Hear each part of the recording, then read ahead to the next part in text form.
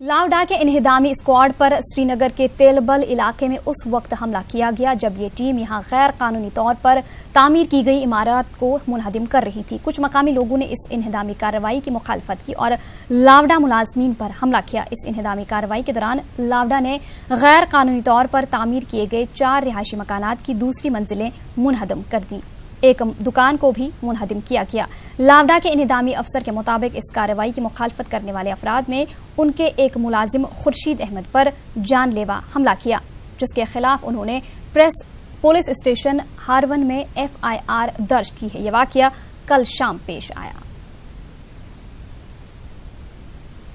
जम्मू कश्मीर में पंचायती इंतखाबात इख्तिताम पजीर हो गए हैं। अगरचे इन इंतखाबात को लेकर कई खदशात जताए जा रहे थे, ताहम तमाम मराहिल के इंतखाबात पुरअमन रहे।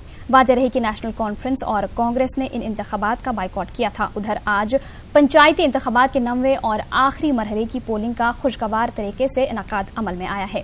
सख्त हिफाजती इंतजामात के बीच वोट डाले गए। आखिरी मरहले में सरपंच की 55 और पंच की 138 सीटों के लिए 430 उम्मीदवारों ने अपनी किस्मत आजमाई, जबकि 68 सरपंच और 433 पंच उम्मीदवार बिला मुकाबला मुंतखब हो गए हैं। इस मरहले में पोलिंग की मजमूई शरह 38.8% रही।